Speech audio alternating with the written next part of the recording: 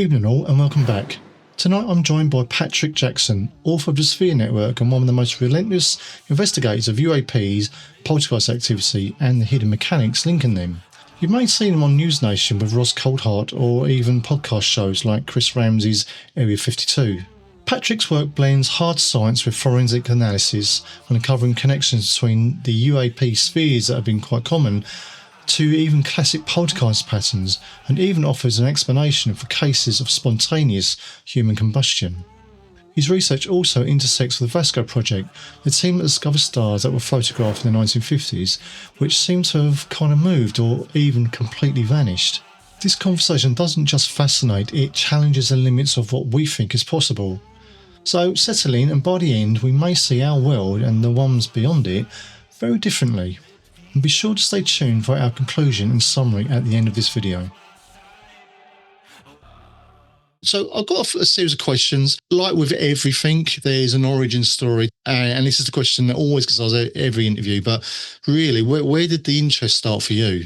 Well, growing up, I saw quite a few UFOs. I didn't know what they were at the time, but looking back, I mean, I know what they are now. And they were UFOs. And there were everything from discs to small, like flying pyramids, to mostly spheres as well. In fact, I used to be able to do a trick in the field next door, which I called the fishing line trick, where I had a spinning kite, and I put it on the end of a fishing line, and I put like twice as much line on it, and I just made it fly really high, and I just left it up there for say 5-10 minutes, and then suddenly you start seeing the spheres flying into it. So what was happening was it was causing like an anomaly, which they were picking up on, and then they would check it out. So that's one of my dog whistle processes. Yeah, we'll come to that on a separate question. But yeah, I mean, as a child, that's quite unique to not only identify that there's something anomalous happening, because most children will see that as active imagination or even normal, because there's maybe nobody there as a guidance to say, well, that's not normal. But for you yourself, you had already quite an analytical mind, clearly, and thought, you wanted to dig into that a bit more and understand what was causing it. So it's interesting that you bring up the fact that the spheres turned up. Yeah. So, and little did you know back then probably that they'd feature so heavily in your adult life as they do. Oh, yeah, no. So where I all started was I used to watch a lot of paranormal TV shows and documentaries and ghost hunter specials and so forth, and none of it really gelled with me. The mainstream researchers, what they were saying just didn't add up. It was just too much woo and not enough logic. Mathematically, it makes zero sense as well. According to 2023 stats from England and Wales, 1,800 people die every day. However, paranormal activity doesn't increase or decrease year on year. It just generally stays the same low level at the at very explicit locations. So eventually I got tired of it with the vague explanations and the blurry ideas. And I thought, well, if I can do these big projects at work, then I'll just give it a crack and see if I can figure out what is, say, the root cause of the paranormal. So it was never my intention to write a book or anything. It was just really just to see how far I could push myself. So going on to that, just for the viewers really, would you mind explaining the premise behind the spheres, about what they are, the three different types that there are, and loosely how they communicate? Yeah, I can. That's all in this PowerPoint, so I can carry on with this. That's fine. All right. Okay, so this is my book, The Sphere Network.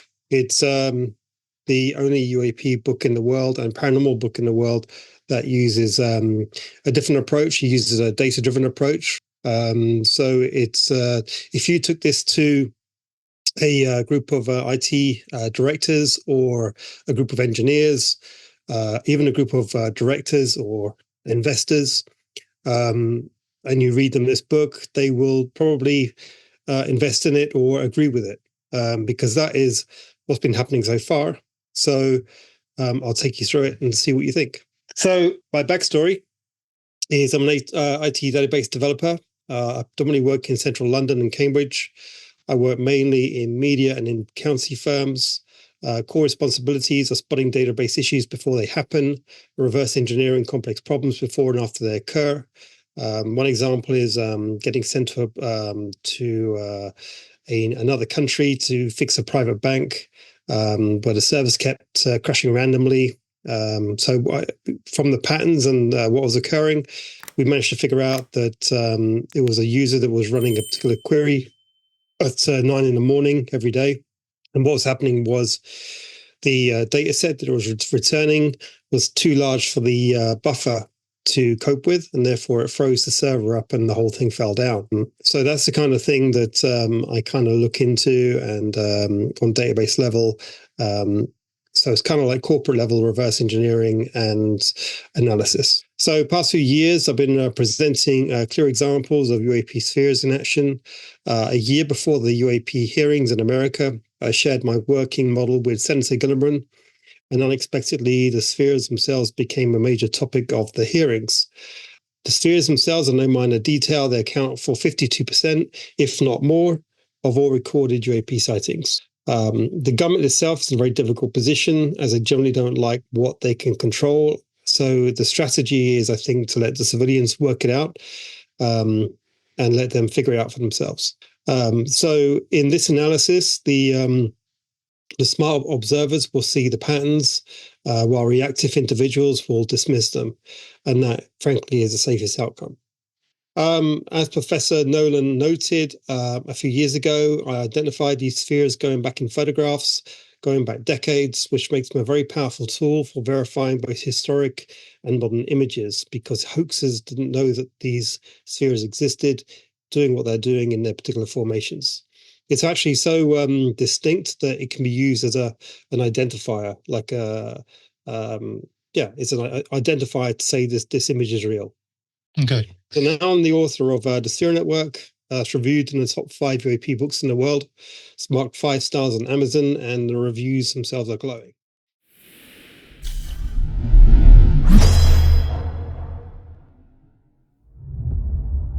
East Drive, Pontefract, UK. Known as one of the most haunted locations in the UK, it is said to be the home of the Black Monk of Pontefract. I asked Patrick about his investigations into reported poltergeist activity here, and how that ties into the sphere network theory. Yeah, so this is Study East Drive, voted the most haunted house in the UK. This is where I did my studies. And what's good about it is the fact that it's small. And all the paranormal activity, all the poltergeist effects all happen on the top floors up here and down here as well in the coal shed area. So back in 2015, this is when I decided to have a good crack at it. I spent 4 nights in 30, also known as the Black Monk House. And I went in as like a non-believer, just as like an analysis, just observing, measuring, and recording. And within 15 minutes, the coal shed door started banging. So I can show you a video of that right here. Yeah, please.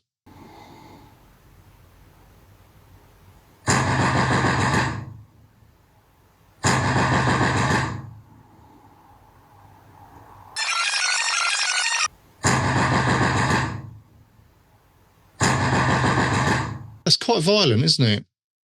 Yeah. So after 15 minutes, that happened, and so this event itself stood out as it occurred the night before, and the other teams have seen it as well, and other teams in the past, for the past few years, have also witnessed the same event as well.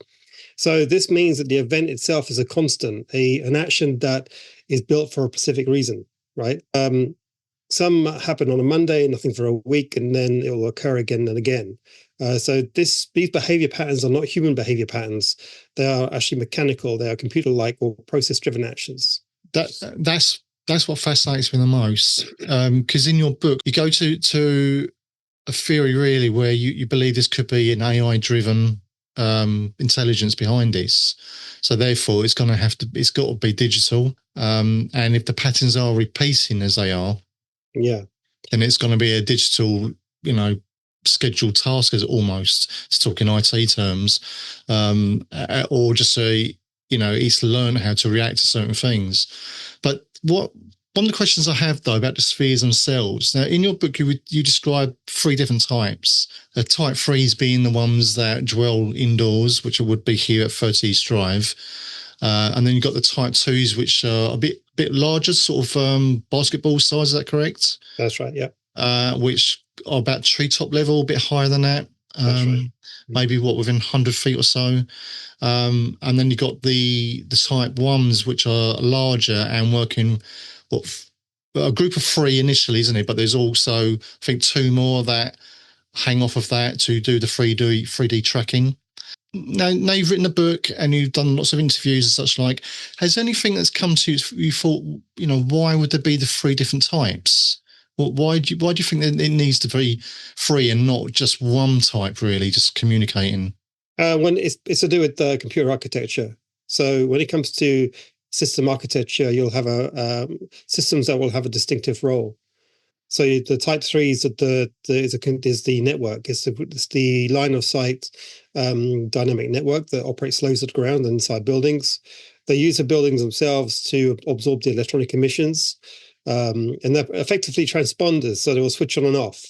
So when nothing's happening, they'll just be shut down and they'll be flying about, and nothing be going on in the house. But then once they start relaying signals, they'll start causing electronic emissions and also gamma radiation and microwave bursts, which means they'll then start causing actions to move people away. And these actions are what we perceive as poltergeist activity. So then what happens is they're relaying up to the type 2s, and then the type 2s are relaying up to type 1B formations. And the thing is that the way that it's designed, the type 3s, because they're using burst relaying is what we used in World War II, anything that comes into our atmosphere and looks down on the Earth will not detect it because it all blends in with background radiation. I see. Okay, so you think it's the architecture's been designed specifically so it can sort of stay hidden? That's right. Okay, I got you. Talking about the Pontefract House here for East Drive, which you said is also known as the Black Monk of Pontefract. Where's that name come from anyway? Where's Black Monk come from? Is it because of the shadowy figures, or? Yeah, people see like a black mass moving around. Okay. I've got a picture of it here actually. Yeah, could we have a look at that? Yep. But I can explain this bit here because this is a little bit important. This is the staircase where a lot of the stuff happens. And if you turn all the power off in the house and get your EMF level out, your EMF meter, and wave it up here, you'll get a high energy field which is moving around. And also, whenever you walk up these steps on the second or third step, you feel dizzy. So when you combine those two observations, what it really means is there's an emission occurring, and one which is an electrical emission that is causing you to feel dizzy and also obviously spiking on the meter. So these emissions aren't present 24/7, but they appear and disappear. So it's like it switches on, switches off. But it's always in the same place. It's always above the stairs in the attic area. Here is the black mass. So this is what people are seeing. And what it looks like is a vertical black mass that moves digitally without weight or resistance, and it moves at a set rate, speed and stop. So it moves digitally like this. There's no acceleration. It just speeds up and moves like this very digitally. This has also been seen to pass through walls and go up walls and go up things and down things and all sorts of things. That is what people are observing. So this hence the name of the Black Monk. Black Monk, yeah. Yeah, got you. So what the paranormal community do is they will when these things happen, they will hit the history books and then they'll try and find a story that sticks. Yeah. So in the case of 30 East Drive, they had to go back like 400 years to find the story about a monk. So that's the problem you see, and so they relate it to that because they always relate it to something earthly or human, when in fact what you're dealing with is not at all. So if you look here, this is another image of the black mass. And as you can see where the arrow is, you can see a small, like a ball-like object. And that's the only object in the rest of it because the rest is just like noise. And so this little object here is like 3/4 of the way up and it's just there. So this is another image I got hold of. It's an infrared picture. And what you're seeing here is a small silver sphere which is hovering off the ground, which is approximately the same size as the one that you just saw in the image before. So what you're really seeing is all these patterns and loop behaviors of these events that keep occurring, EMF spikes, neurological effects, and geographical consistency don't line up with the idea of dead people or spirits. And once I got a hold of this image, it kind of like it was like the eureka moment because it was starting to make sense. The jigsaw puzzle was finally clicking together. So what you're looking at here is a foo fire. Same things they saw during World War II. And what they could do in World War II, like pass through objects, they could glow, they could go and turn silver balls. All the same effects that they witnessed then are witnessed here. So just to put my analytical hat on at the moment, were these just still images that were given to you? Yeah, but also I have video as well. Okay. And looking at those, do you know what time of day that was taken? I really can't remember off the top of my head. This research was done almost 10 years ago. Okay. So the orbs that we can see at the moment, they look to be like a pair, but are they? Is that just a reflection of two light sources, but one metallic object? Yeah, so here you see the sphere flying towards the door, and you can see it's got a trail. Yeah. And this is actually very common. This is commonly seen on a lot of UAP footage as well. You see this like a distortion behind it. And this case here is hovering still, just off the floor, and then here it takes a right and its reflection in the door here, and then it comes back and takes a one last look. And right now it's a little bit off the ground, higher off the ground as well. And you can see in picture 2 and the top right hand corner, you can see kind of a dark sort of distortion around the object, can't you? Which bleeds onto the door frame. That's right. Yeah. Yeah. Which, you know, if it's working in some sort of electrical field, it's going to distort light around it. And that's why I was asking about what time of day this was, to see, you know, if it was dark, if this is infrared taken in daytime or nighttime. But they're brilliant images. Brilliant images. Yeah. And you say you got video of this as well? Yeah. We've got video, everything. This here is examples from 1903. These are pictures of the same kind of events. What they're seeing is small silver spheres or glowing spheres passing through the walls of buildings. And this is the same thing as what you're just looking at. In fact, I can show you more examples. Okay. So here you have, these are 4 different examples. This was here, I think this was in the USA. What you have is a glowing orb hovering off the ground. Here you have the one, this was taken in the UK in the field, silver ball hovering off the ground. Another one, 30 East Drive, silver ball hovering off the ground. And these are the historical depictions of the same thing. So this and this are the same thing. And there's been so many sightings of spheres and lights and all sorts of things. I mean, it kind of would make sense. I mean, as an agency, we get a lot of photographs of orbs. 99% of them are dust particles or bugs, unfortunately. But those, and we haven't had any cases so far that I've not been able to, unfortunately, debunk as dust particles that are just, as you know, if you put an infrared beam towards a piece of dust, it solidifies, it looks like it's solid, and it has this ghostly image. But one of the stories I was told is where a lady and gentleman was sitting watching the TV one evening, and a red orb came from the curtain, and it moved with purpose around them. This wasn't seen through a camera, it was seen through the naked eye. And I so wish I had that recorded, because right now, as I stand, I can't say that orbs are a real thing, because all the data we have are just dust. But these are very, very different. These are very different. But what do you think they may have witnessed if it was coloured? I mean, have we seen different colours of these orbs? Yeah, what you're looking at is atomic light. So the different, so the propulsion system of the Type 3s, they energize the gas molecules on around the surrounding shell, and it produces light. And one of those lights is red. Okay.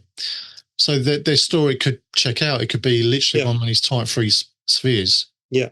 There's also ways there are ways also you can filter dust with these Type 3 spheres as well. There's a technical way you can track them electronically.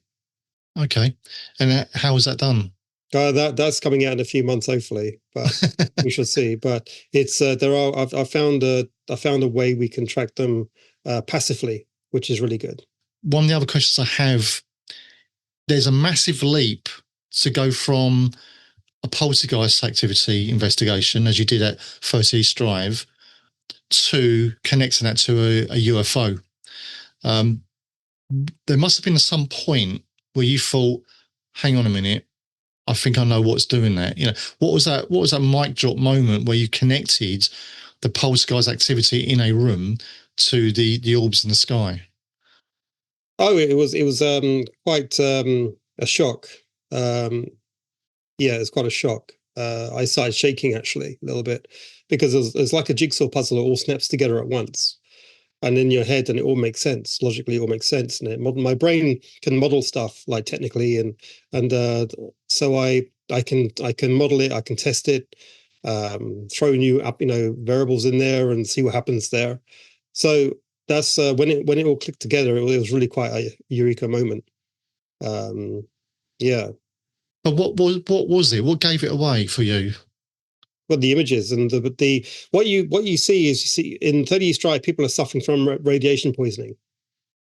You see, when people collapse in buildings or get headaches or migraines or sickness in these buildings, it's not because spirits are attacking them. It's because they're getting hit by radiation emissions.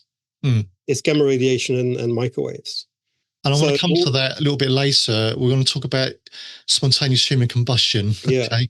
It's one of those subjects that fascinate. I think it's one of those things I think I saw as a kid, an image of one of those victims, and it made me go, oh my God, there's a physical proof of something we can't explain. So we're going to come to that a little bit later, but I do want to go to that. So the gamma radiation is key to that, isn't it? Yeah. Is that why you think the spheres are baiting the people away from a particular area of the room? The spheres are clearing the space. So it's to do with the inverse square law of radiation, whereby the further you are, the more distant you are from the transmission point, the safer you are. And that's how they're transmitting their data through gamma radiation. And microwaves. No, but they transmit it through microwaves, but the byproduct is gamma radiation. Okay, got you. It kind of vindicated me a little bit, knowing that the work that we're doing as an agency is in the right direction, because you're now connected to some of the dots, which I am very thankful to you for, because you've probably saved me 10 years of work, because you've done that. You've done the groundwork yourself. So would you say, especially to those that are big believers in poltergeists and ghosts, that there are no poltergeist activity of a spiritual nature? That's right. In reverse engineering, what you do is you identify the behavior patterns, and then what you do is you ask why, and then you start piecing it together logically. Poltergeists all have the same behavior patterns all around the world. So it's burning, setting things on fire, burning, objects thrown, banging, things like that. People feeling nauseous, sick, headaches, etc., etc. So it's all the same behavior. It's all the same behavior patterns all over the world, which is it's distinctly for poltergeists. You cannot say that this is for all paranormal activity. You can't say everything, but for poltergeist activity, distinctively, it's the spheres doing it. So once I identified the type 3s in the building, you have to ask yourself, why are these small spheres in the buildings? Number one, why are they performing physical actions, and why are people getting physically affected? So when you think about it, like all advanced drones need 3 main functions to operate. First, they need to send and receive signals. 2, they need a network. And 3, they need AI. And AI is itself the key to repetitive actions, like the door banging. So if you, as I say, if you study what other poltergeist cases, you'll notice they all share the same behavior patterns: banging doors, objects thrown, electrical effects, fires, etc. It's because the same AI is pulling from the same library of pre-coded actions.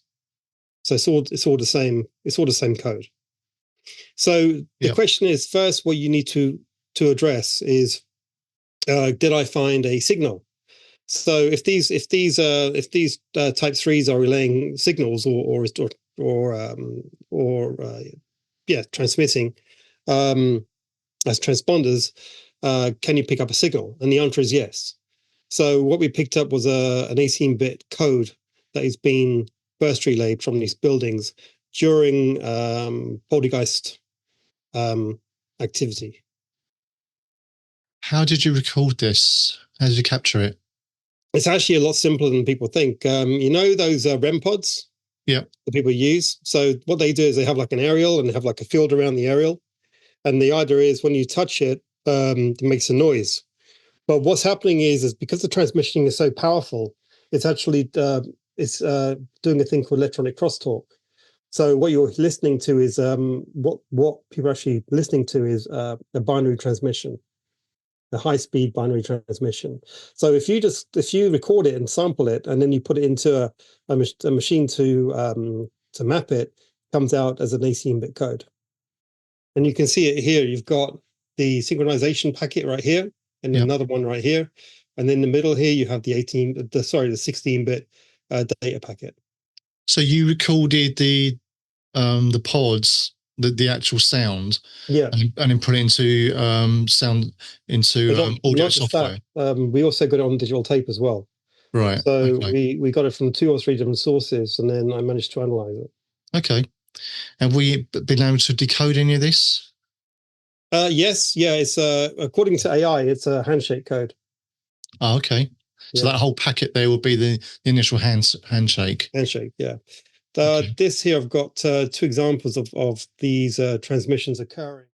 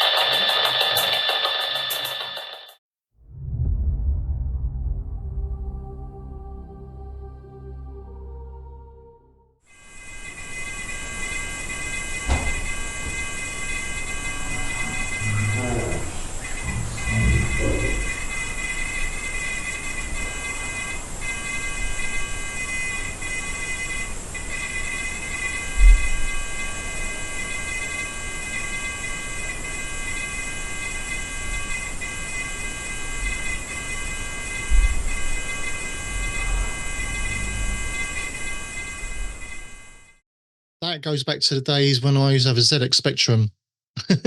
Yeah. And I used to load my games through a tape drive, and you hear the same thing. Really, it's very similar.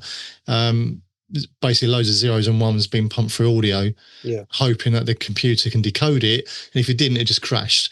Then you had to start the same all over again. But this is the same thing. It is data transmission at the end of the day, isn't it? Yeah. We'll talk about the L-type frequency then. So just for, I'm going to read from my notes here because I'm not going to pretend that I'm that intelligent. Okay, so I've got notes. We're going to come back to this as well, but I just want to talk about the L-type frequency. So you state in your book that you recorded crosstalking, which you just talked about, which are high-pitched frequencies, which you believe are being transmitted between the spheres themselves. The frequencies are between 1.6 to 1.7 gigahertz, which is otherwise known as the L-band frequency. So my question is this: how can you be sure that this is the radio chatter, as the military would call it, between the spheres and not something that is used by communication satellites? I mean, we've got GPS, aviation, even our mobile phones are just on the top end of that frequency, 1.6 to 1.7. Can we be sure that what you're picking up there is not coming from any satellite?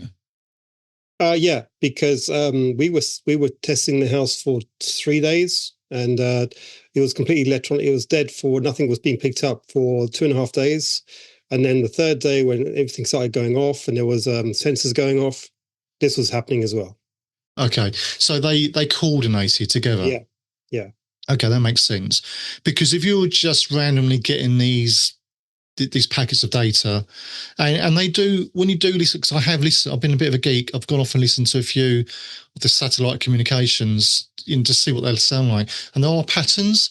There are bursts, and there are patterns, and there's waves. And there's handshakes. I'm obviously I said I've been IT 38 years now, believe it or not. Mm. So I'm familiar with how handshakes happen with data packets and how they end. Because if you don't do that, it doesn't know when to stop. And so I heard those. I thought, yeah, it kind of makes sense. And they have patterns to them. But the difference here is what you're stating is that these only happens when the activity happens. Is that what you're saying there? Yeah. Okay. So we're fairly comfortable then that we're not just listening to packet bursts from a mobile phone next door or anything like that. Exactly. Yeah. So when you say it happens, are you saying because the REM pods are going off at the same time? Is there a visual clue? Well, it's recorded in different ways. So some were recorded directly onto tape, and others were picked up on REM pods. Okay. When you say tape, we talk about the old-fashioned tape here, or we talk about digital recorders? Digital tape. Digital. Okay. So the second point is it needs a network. So mapped below are the most highly active haunted buildings in the UK. And what I noticed was the point-to-point distances. These patterns indicate a below-to-ground network is in operation, which is technically similar to our own network topology of a microwave-based point-to-point communication relay system. Microwaves because microwaves themselves travel in a straight line and they are secure. In fact, in the new book, in the Sphere Network book, I've managed to track it down to GPS and height as well. Okay. So I can map generally across the country multiple times in different directions. Also, you find the primary and secondary data routes as well. So this pattern here it will be quite common, but there's going to be many houses around though, isn't there, in a radius that have got paranormal activity. But are you saying these particular ones have got the highest recorded, or they're the most active? So what happens is that you generally find there's an active building, say like 30 East Drive, where it's always active every day. But then you'll find that the surrounding buildings themselves, or surrounding houses, will also have the owners will say their house is a little bit haunted as well. So what you're really looking at there is a thing called load balancing. So what it is, you have a primary route and a secondary route. So when the primary route is too busy, or it's delayed, or it's blocked for whatever reason, it will route it around the surrounding buildings. So what you'll have is you'll have a house that's maybe 2 or 3 blocks, or maybe a block from 30 East Drive, and they'll be getting poltergeist activity maybe once or twice a year, just what they think is random. But what it's really doing is that, for example, it might drop a milk bottle or something in the kitchen, and then what will happen then is people go down there and then they spend 5 minutes cleaning it up.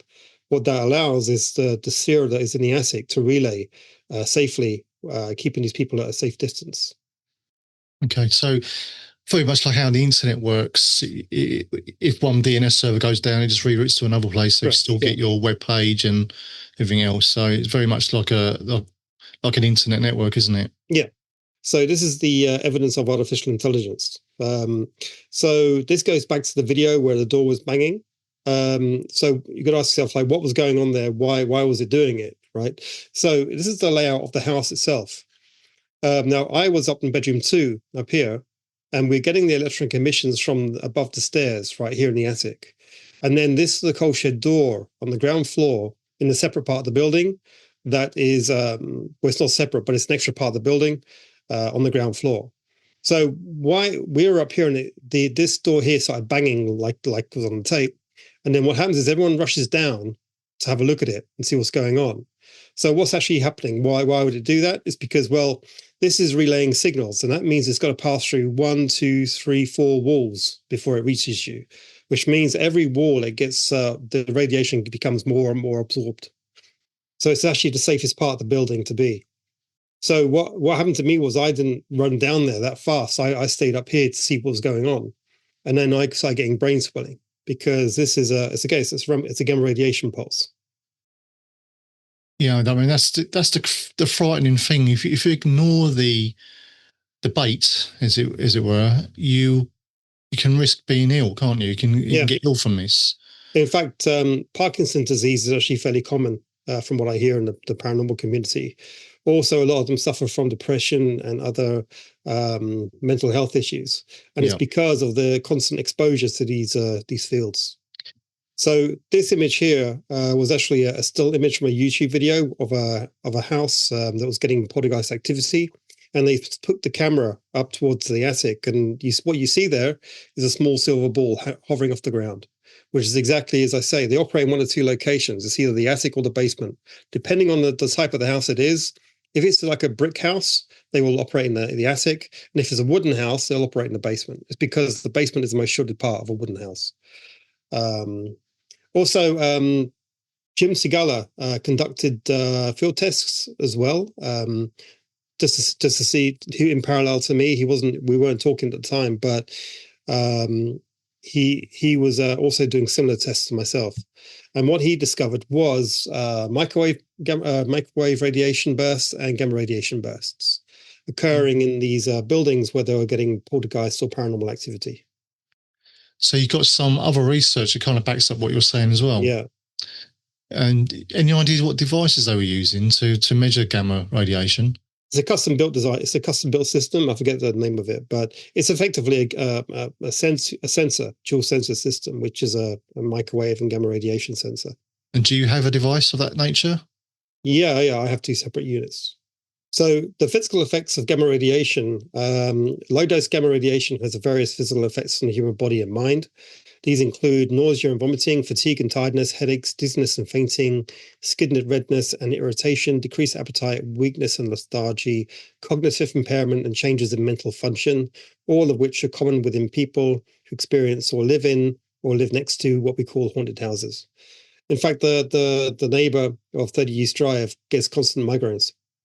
And then if when she goes away and leaves the area, they all stop. And then she goes back and they come back again. It's because the emissions are coming through the walls. Yeah, I was going to say, I mean, you probably find that her bedroom's adjacent to upstairs, you know, it's going to be adjacent to one of the bedrooms upstairs too, isn't it? That's and right. So did 30 East Drive, did it have an attic or not? What, 30 East Drive? Yeah. Yeah.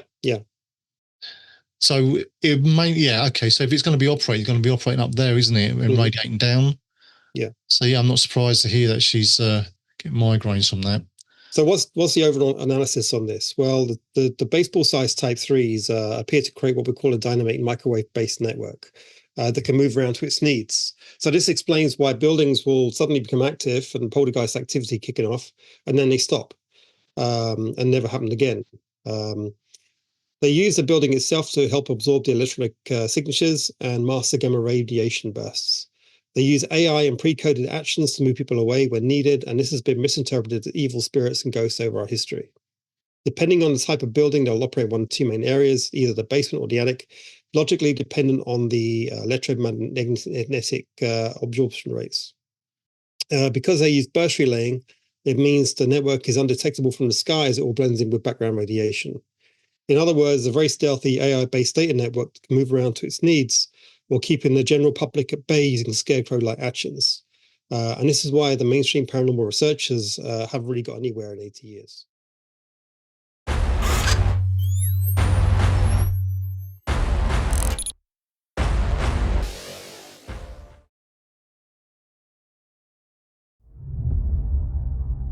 Spontaneous human combustion first enters scientific discussion in 1746, when Paolo Rowley of the Royal Society reported on the strange death of Countess Cornelia Zangaribandi.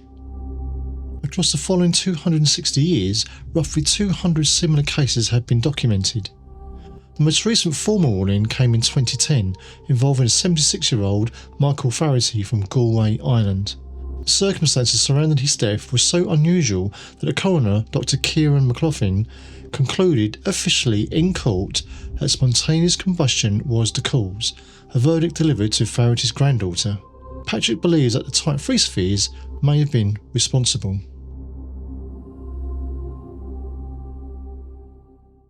For my research on this phenomena itself, it seems like the first recorded incident was back in 1746, which is quite incredible. So we talk about 18th century here. And the last one I could find that was recorded anyway was 2010, a gentleman in Galway, Ireland. That was the last time an official coroner put down spontaneous combustion on a death certificate. Why on earth do you think it took them 260 odd years to finally think we better fix that? Well, it's all down to this model here, how this operates. So the type 3s themselves are in the buildings down here and low to the ground, just a few feet off the ground. These are then relaying up to the type 2s. These are generally above the treetops. And then what they do is they take a low energy signal and then they amplify the signal or data link, which then transmit up to the type 1V formations that could be all the way up to orbit, if not beyond.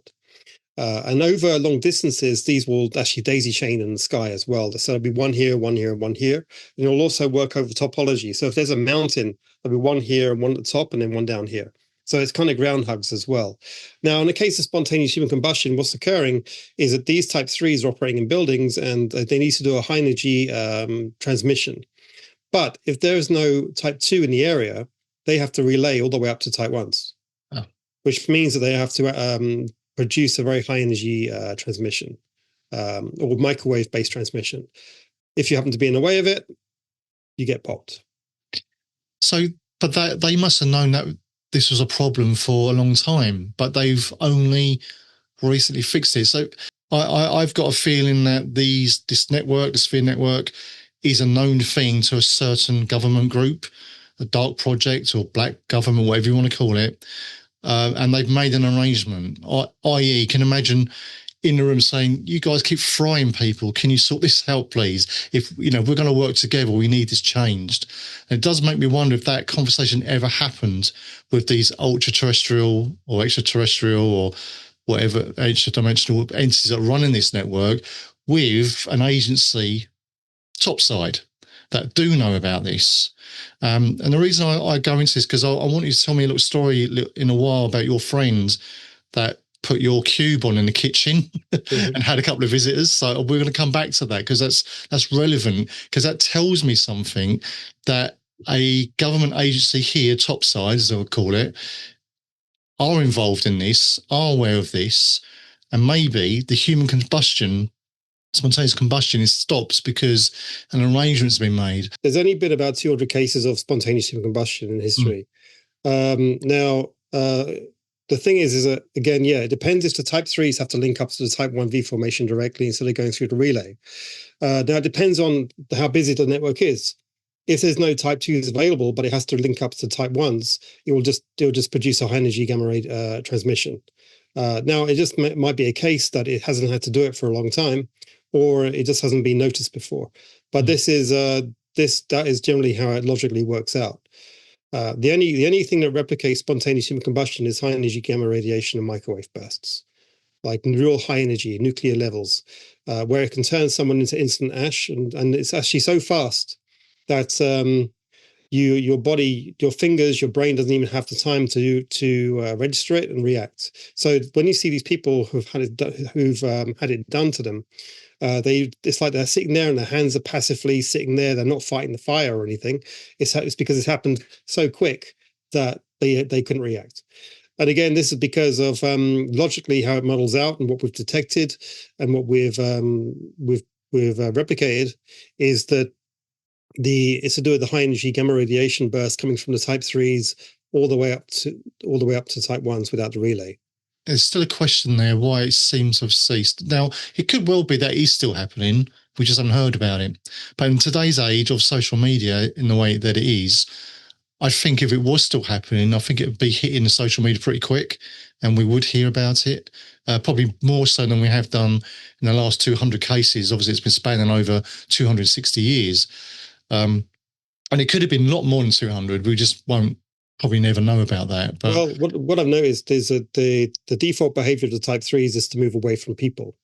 Yeah. Generally, it generally does its best to move away. So when people see these objects out in the woods or in the desert, for example, and people try to approach them, they will then move away. So they in the coding now, when people get to a certain when they gets to a certain range, they will move away and find another location to broadcast from. So that could be what it is. It's just that in the buildings that they are more constrained because they're locked inside the building itself. They use the building to shield the electronic emissions. But Again, it depends on how big the building is. Depends on, like for example, like a castle, they can go all over that place because there's lots of areas it can operate. But in small buildings like houses, it is kind of constrained to the attic or the basement. And actually, it happened recently. There was a case in a documentary a few years ago where they put an electrical engineer into the basement and he detected a high energy moving source moving around in the basement. And the next day he went down with multiple organ failure. So it's down to these emissions. Yeah. That it produces. So let's talk a bit about the purpose then. So we now know that there's type 1s, 2s, and 3s, and the type 3s are the ground-based ones. Type 2s are, let's say, treetop level, maybe a bit above, and the type 1s are the ones that deal with stuff. So within your book, The Sphere Network, you mentioned that they are almost acting like a global defense network for an external threat. That threat could be even such thing as a meteor or anything like that. But do you think that's what its purpose is? That it is a defense network? And if it is a defense network, what is it defending us from? Yeah, it's a defense network because you can mathematically reverse engineer this. The fact that they are using the same formations again and again all over the world in multiple instances of it, it means that they're doing a particular function, and therefore you can reverse engineer that function, and that's what I've done as well. So I can show you that. Yeah. So do you want some examples of the type 2s? Yes, please. Let me just send you this. So what we can see now is just a single boogosphere object basically flying over the tree level. So that would be your type 2. That's right. They've always got the same behavior patterns and profile. Same size, same behavior pattern. I mean, I don't know what your thoughts were on the boogosphere. I have my own conclusions. But do you feel if the boogosphere is legit, that it would be a type 2 object?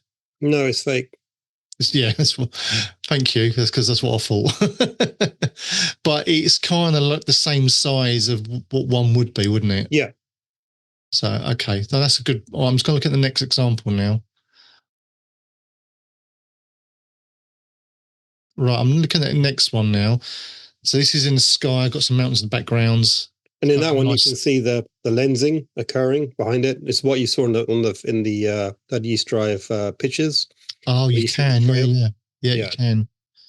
That's a good capture actually. It's kept the camera quite steady too. Mm-hmm. Oh, that's a good one. Okay, let's stop that one. I'm gonna look at the last one. And the final one, yeah, that's an example of daisy chaining. So you see them all in a chain over a house. Oh, that's a good one. That's very good. So considering they're trying to be stealthy, why do you think sometimes we're seeing them? Well, I mean, you're not seeing the type 3s very often, but you're seeing the type 2s and the type 1s.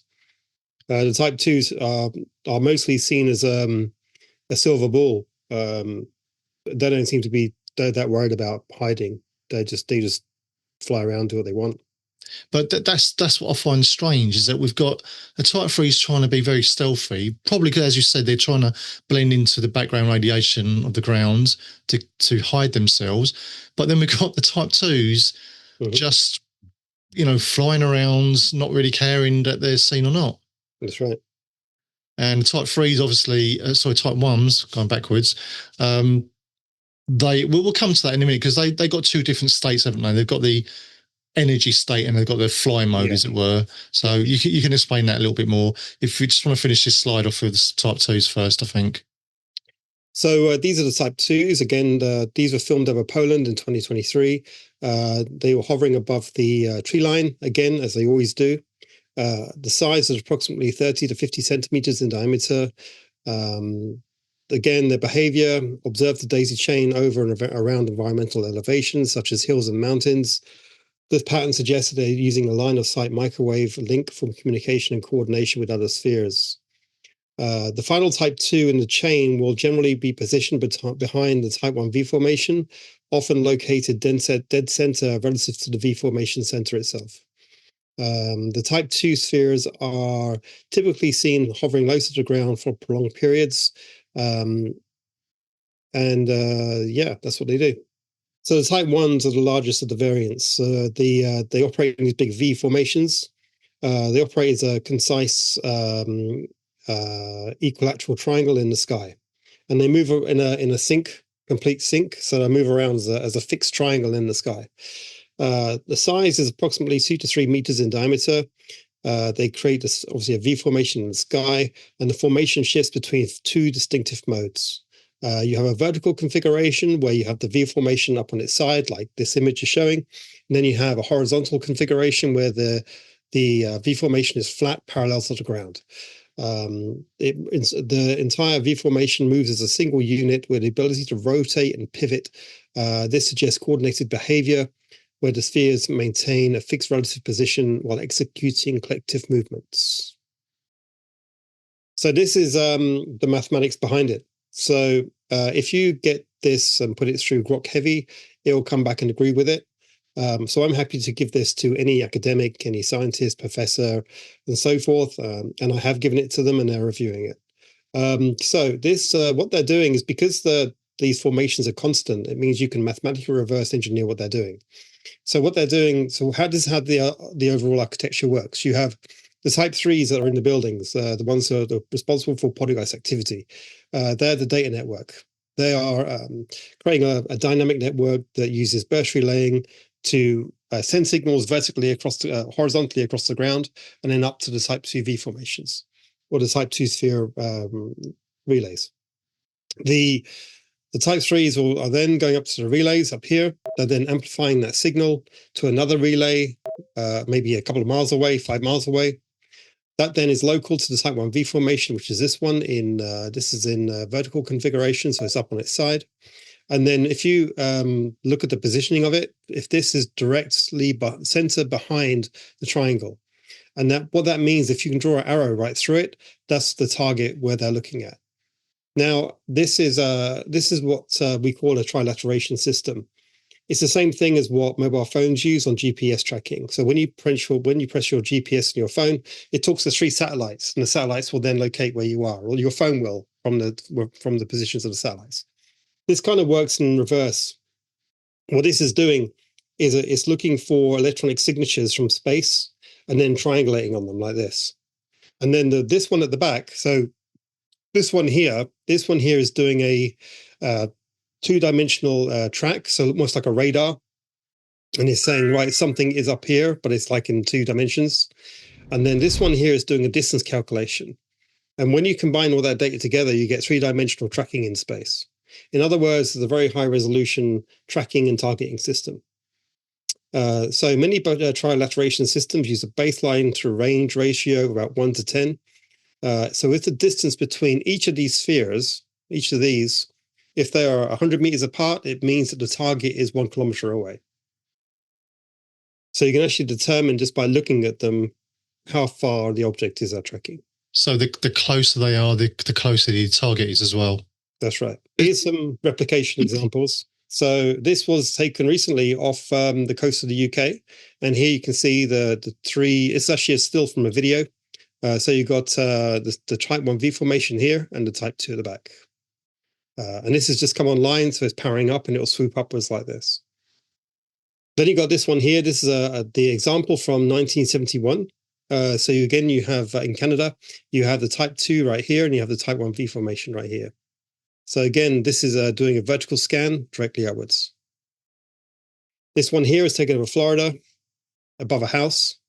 You've got type 2, type 1 V formation here. And from the direction, this is at 1 o'clock. Target is 1 o'clock.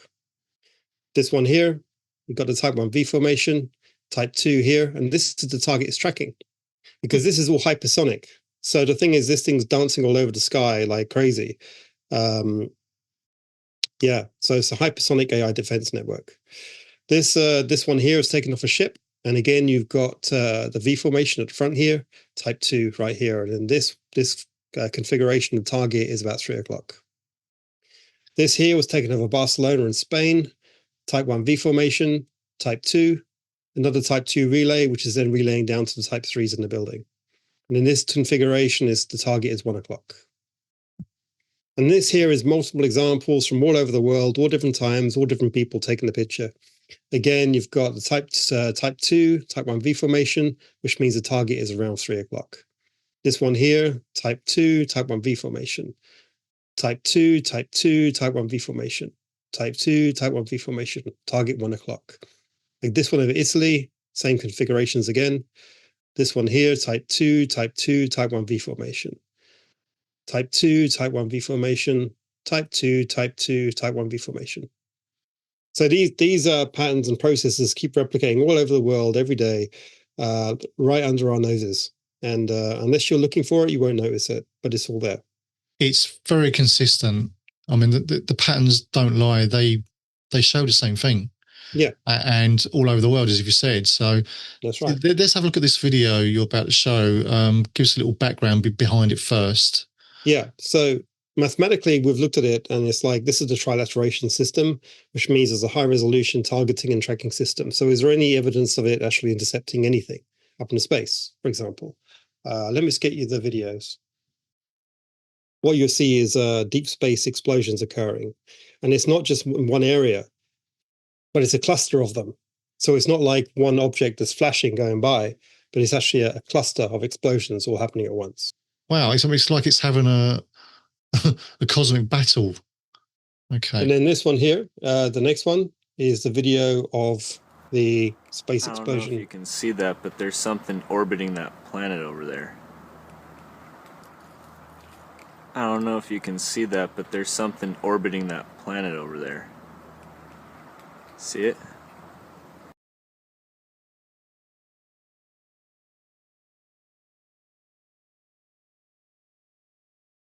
Not sure what's going on here. That's weird. A 10-inch light bridge made by Mead. I'm going to be filming that planet just right there, okay? Now check this out. I've never seen this before, and I'm actually surprised my phone's doing this. But, check this out. Oh my god, it blew up. What the hell? Something just blew the hell up. It was orbiting, and now it blew up, and it's in outer space, and it's no longer there.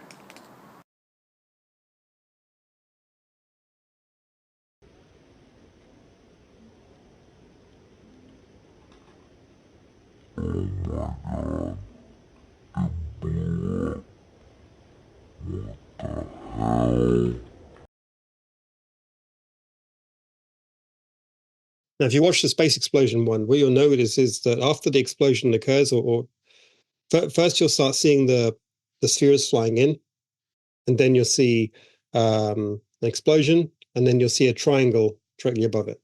Now, that's a real good piece of footage because it shows clearly the spheres being there and the destructive force that they've got. They're not just balls, are they, flying around? They've got some firepower to them as well, by the looks of it. That's right. So, what do you think, though? I mean, in that example there, what do you think that was? What did it destroy? Incoming space-based threats. An extraterrestrial threat? Potentially, yeah. What, of human intelligence? Non-human intelligence? Yeah. So that could have been an attack on literally a UFO with occupants in it. Yes. This explains the Fermi paradox, you see, because the Fermi paradox is a question like, well, where are all the aliens? Well, the answer is because the sphere network keeps them out. It also, the sphere network itself, it explains poltergeist activity, spontaneous human combustion, and the Fermi paradox all in one. Are we just somebody's project that they're protecting from others that maybe want to help us? Is that ever crossed your mind? So how it models out is the sphere network itself is ground-based, which means it's controlled from the ground up, which means that the servers and the infrastructure, what controls all this, is underground or inside mountains, probably hidden in plain sight. So what if you look at this diagram I'm showing you, you can see the type 3s are operating very close to the ground. These are obviously the network, they're communicating line of sight. They then go up to the type 2s up here and then to the type 1V formations. So what you're looking at are end node drones, effectively, which means that all the hard processing, all the modeling and all sorts of intercept modeling and so forth is all done underground. So what that means is that these are ultra-terrestrials, and they've been living here a lot longer than us. And I think that they live under the ground, probably deep underground in huge, probably city-size complexes at the bottom of the ocean and so forth. And the humans themselves actually are part of the SEER network. We're actually a part of this system. So when you ask yourself, like, well, what's the purpose of humanity? Well, when you really think about it in cold logic, is humans are the primary skill set of humanity is killing. That's what we're all good at. So all around the world, that there's wars, and there's always been wars. And so what happens is when the SEER network intercepts other groups and they crash land and they land on the Earth, it's the humans that deal with it. So what does that make us? Well, it makes us the third line of defense. We're the ones who mop up after the network does its work, does its thing. And I think we still play the same role today. I mean, if you think about it, why else would you take a primate, which is, and genetically modify a primate to make it slightly smarter? It's because primates are very strong, very aggressive, very tribal. They share all the same attributes we have today. So the thing is that if you want a third line of defense, that's what you would use. In fact, I kind of think the humanity itself replaced dinosaurs, because if you want a third line of defense that is really, really good, you use animals. Because if you crash landed on Earth during the dinosaur period, you're not going to last long.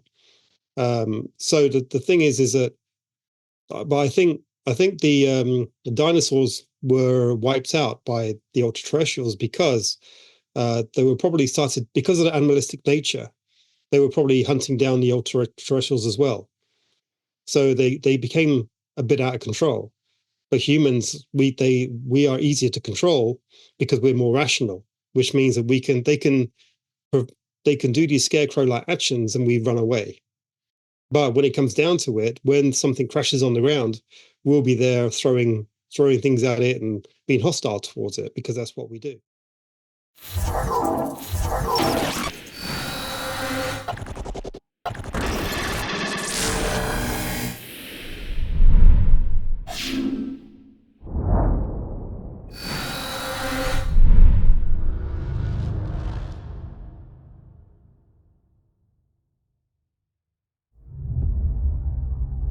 I asked Patrick, why would an intelligent race continue to hide from us and operate within Earth? Why don't they trust us? And is an advanced version of AI responsible? I think what it is with why it's kept secret is actually at the request of the UCs themselves. Like in the same way that we don't engage with primates, humans don't engage with primates directly, other than a few scientific things here and there. We don't generally engage with them, and because a primate cannot operate in the human domain. And it's the same thing with the ultra-terrestrials. A human probably can't operate in their domain. Their IQ level probably is around 250, 300, and we are between 60 to 95 to 100, maybe 110 in some places. So we're not compatible with them on an intellectual level. So that means they have no use for us outside of our role. So the only way the way you can change this is through AI. So that the reality is that AI is currently taking everyone's jobs. And in 5 years, 10 years time, robotics, it's going to be very hard to find a job that AI can't do already. And the thing is the only way you can handle this or move forward with this is by fusing with it. So what that means is that through like a Neuralink system, which what Musk is developing, you can connect your brain into the AI system. And so that what it will allow is your IQs to jump from 90 to 250 or 300.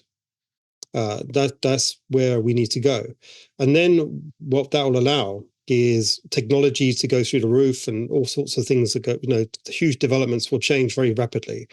But also with nanotechnology as well, nanorobots. So like instead of going to the gym every day and trying to get fit, all you have to do is drink like a liquid full of nanobots, and it will build your body, and you'll be super fit and super strong, and you won't have to lift a finger to get to reach that level. So what that allows is that you have a third line of defense that is very, very smart, very, very networked, and very, very strong and fast and survivable, which is a perfect third line of defense for a planet. But it makes us more compatible with the ultra-terrestrials that live here. So once you go up to their level, then you can communicate. That's when the doors open. In the same way as if a primate suddenly got an IQ of 150, everyone would want to talk to him. All the scientists would be talking to him. It would be all over the news and everything. And that's what it is. It's the IQ gaps which separate our domains. So that's why I think as Trump recently said, he said, I'd love to do disclosure, but it's not my decision. And which means it's their decision. And they're saying, no, don't do it, because it serves no purpose until their IQ level is equal to ours. I interviewed jet pilots that were solid people, perfect. I mean, great pilots, great everything.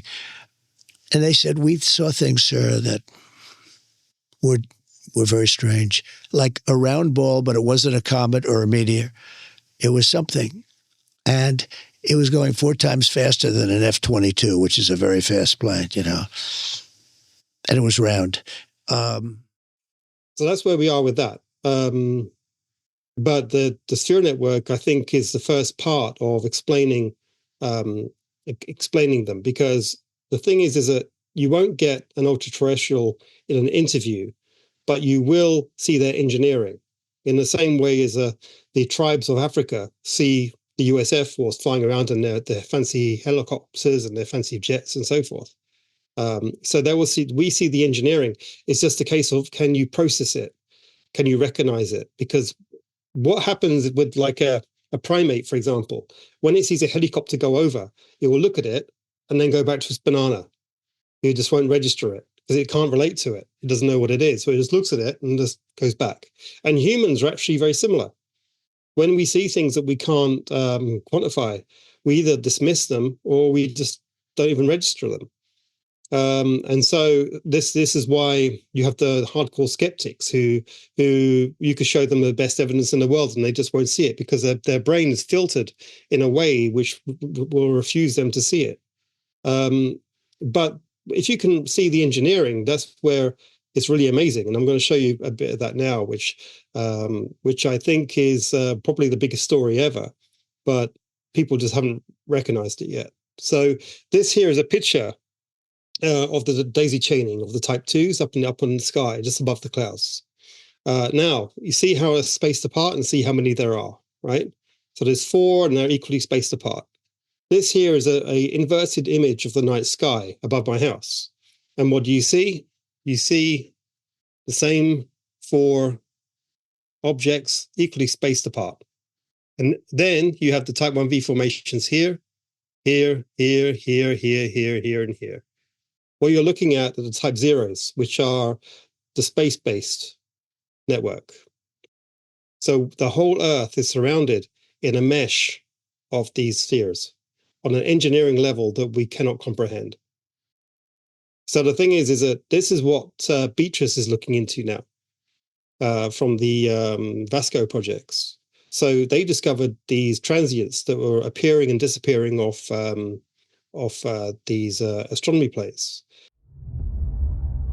Imagine looking up at the night sky and discovering that some of the stars you know should be there have simply vanished. No explosion, no scientific explanation, just gone. That's the puzzle at the heart of Beatrice Villaro's VASCO project. Her team compares old photographic sky plates from the 1950s with modern digital surveys, hunting for objects that appear in one era and are missing in the next. And here's where it gets interesting. Most disappearances can be explained by dust, camera artifacts and misidentified objects, but a small handful remains stubbornly unexplained. These aren't stars drifting out of view, they are light sources that should not be able to vanish without a catastrophic event, yet no such event exists in data.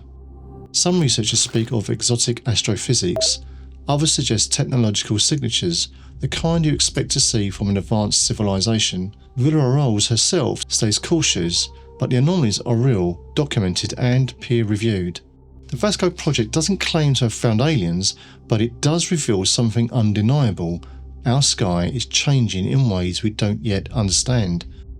Patrick's Type 0 spheres offers an explanation for this very interesting anomaly. These transients come in threes. They come in triplets, which matches the Type 1b formation. And I did read about that project work, which has been peer reviewed, hasn't it? Yeah, and my work is actually cited in it as well. Okay, well, that's good. Because that does prove that these, I didn't realise they're in triplets though, so that's news to me. But that does go some way to showing that there's a Type 0. So the network is far beyond just the planet itself. That's right. So how far out do you think it was stretched? No idea.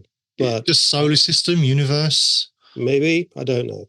So again, my concern then at the moment is that we don't have a lot of freedom in all this, do we? We seem to be told what we're doing as our role, and it's almost like going back to the prison planet theory. Yeah. Right now, it's just trying to get this model out there and getting people to understand it. Just to give you some, I mean, how you kind of burn through the what you're seeing and what is real and what is artificial is through mathematics. That's how you do it. I mean, so let me just give you some numbers. So what are the mathematical chance of 3 random stars or objects of the same size and brightness creating equilateral triangles in the sky, moving as one in sync across the sky? It works out as the triangle match is 10 to the minus 6, which means 1 times 10 to the minus 6%. Brightness match, 1 times 10 to the minus 5%. Synchronization motion, 1 times 10 to the minus 26%. It's minute. What it means is it's less than 0% chance. It does not occur in nature. And yet all these, I mean, astronomers will tell you what these stars are, surely. They would go, oh, that's that and that's that. They don't know what they are. No, so what's happened is you see the sky itself is just a data set. It's just we've mislabeled it. But don't we see the same stars quite often? Yeah, it just means that they're in a static orbit. Yeah. Static positions, yeah. And obviously we do have our solar objects, of course, within the solar system itself. So one of the theories that this agency are pushing forward, well, it's hypothesis really at this phase, is that there are other intelligences that inhabit this planet. We don't see them always. I label them, it doesn't matter really what label they've got, but I call them extra dimensional entities because they can work in and out of our dimension as well as operating with their own. And I wondered when I read your book is that where you refer to the ultra-terrestrials, are we talking about the same thing, I wonder? Do they have to be physically there underground, or are they already occupying our time and space but in a different dimension to us? What I noticed during my test, so you can see them using the strobe and also using high-speed cameras. So the strobe unit that I built, what that allows is it allows you to burn through visible stealth. So what it can do is if you use high-speed cameras, you can see the reflection of them as they walk by. And it appears that they only turn up in a few frames of the camera, which is running at, say, 60 frames a second. So what does that really mean? It means that they're using a thing called localized time dilation, which means we're all in freeze frame, and they're just walking around doing their thing, and we don't see them. It's all literally between the frame rate of your eyes. And I wanted to, I mentioned this earlier in the video, I did want to come back to that, actually, to talk about your Q-scope and the cube, about your friends that had that experience in his kitchen. Can you just talk us through that story there? Yeah. So one of these guys, he was having like paranormal or poltergeist effects in his house. So he heard about my work, and he bought one of the strobes that I designed. And what the strobe does is it operates in a constant state of flux, and it uses a very short wavelength of light, very bright. And what it allows is if something is using like a visual stealth or what we call optical stealth, it can overwhelm it. It can add too much noise to it. Therefore, what it does, it makes them visible. And this guy, he turned one on in his living room, and he went to the kitchen, grabbed a cup of tea, and then walking back, he saw these two huge guys standing there staring at him in his living room. And he dropped his cup of tea, and he ran out of the house, went to his friend's house in a complete panic, and then he ended up booking himself into like a hospital for a night or two afterwards. A hospital. Yeah. And how did he describe the two entities that are in his front room? Very tall, big black eyes. So what we talk about the general grey, Yeah, like a tall grey. Yeah, like tall ones, yeah. yeah. And did he say they were wearing any uniform or insignias or anything? No. He just freaked out. He just saw them and freaked out. So. And did he say how long that whole encounter lasted for? Well, no. He only said what happened. So could have been 10 seconds, may have been 30 seconds. I don't know. But they froze time. They came to see what it was, and then probably to their own horror as well, that person was able to actually physically see them. And I wonder what state, how that happened, because surely if they're using time dilation technology to freeze that time, then that person shouldn't have been able to walk into the room in the first place, let alone physically see them and to escape. So that how do you think? What do you think happened there? Well, I don't think they were using time dilation. I think they were just in his house already, and Right. And you can, and when you turn it on, they become visible. In fact, I've done similar tests around the country, and I've also seen figures as well. So we're going to be purchasing that very soon from you. We've got your Q scope. Yep. Today, as you know, that got delivered today. I've got that up and running. That is not the same thing, though. It's not a dog whistle, is it? What's the purpose of the Q scope itself? It's a very, very sensitive tracker.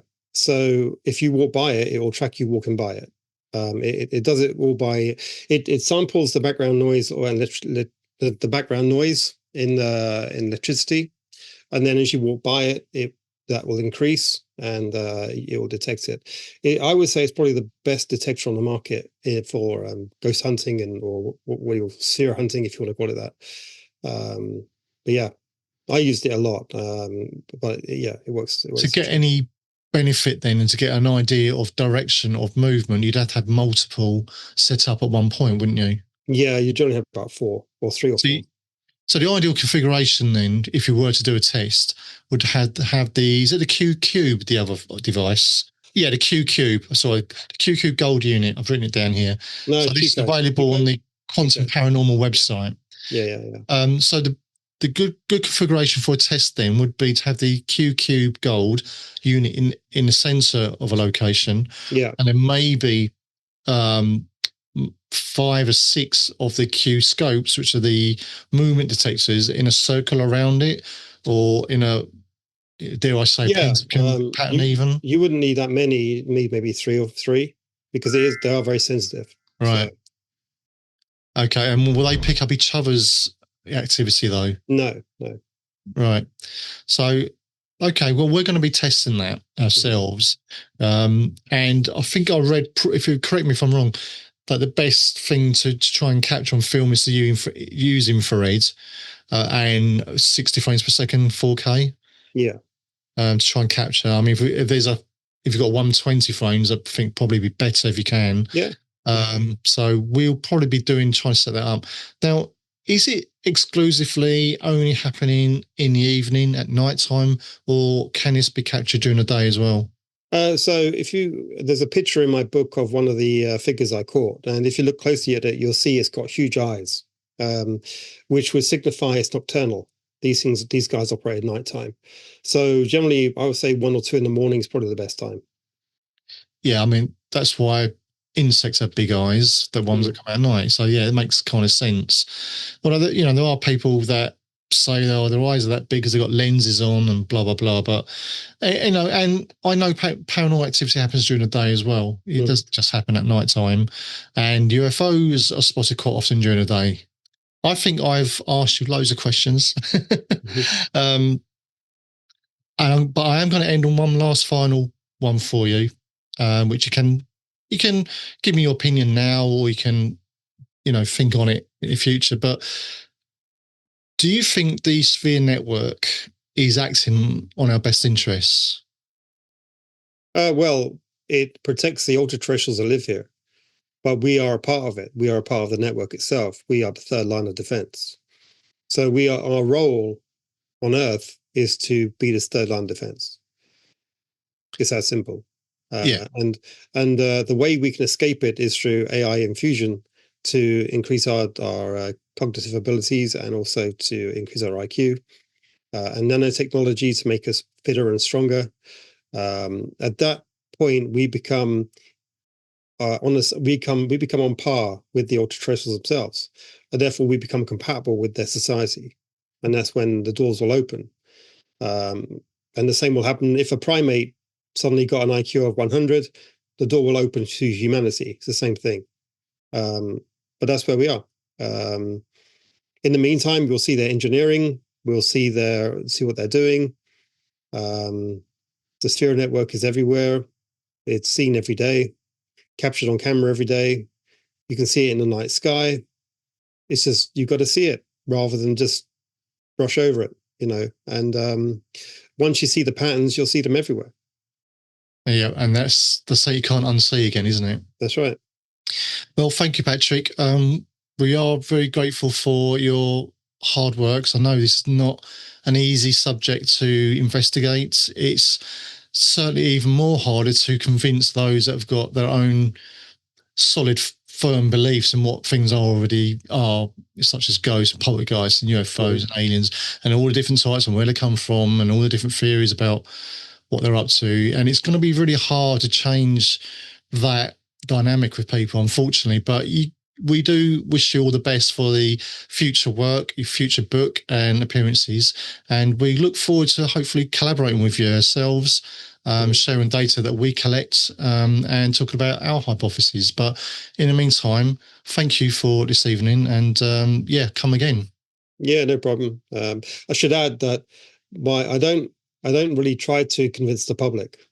The people who I actually convince are the scientists, and that's what I'm focusing on. Already my work is in peer-reviewed papers, and sooner or later, the Sphere Network will be proven. It's that simple. And again, you can't show the general public stuff because they'll just dismiss it. It has to go through the academic world, and that's the irony of science, isn't it? The idea of science is to probe and ask questions.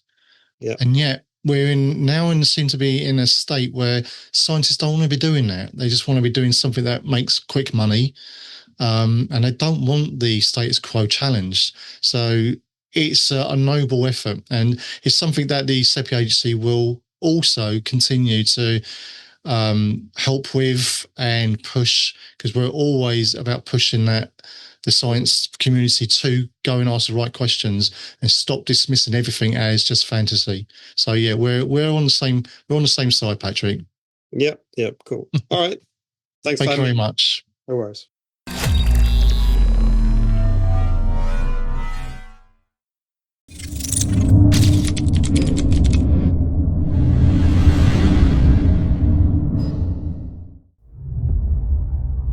Well, thanks to Patrick. Tonight's interview makes one thing clear. His work isn't casual speculation.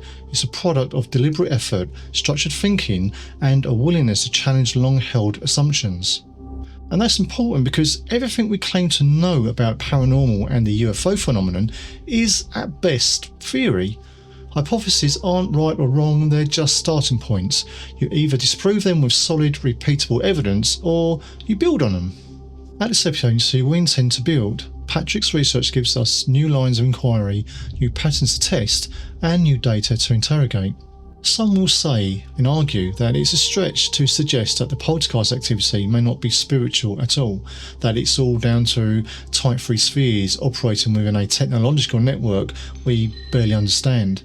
But before anyone dismisses it, the correct approach is simple: investigate fully, investigate professionally, and investigate without bias.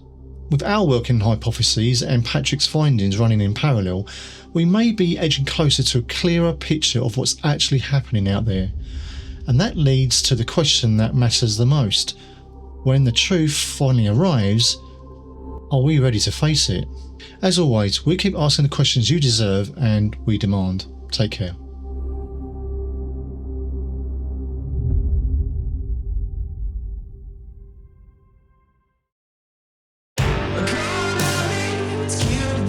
And if you have anything to report, please visit our website. We'd love to hear from you.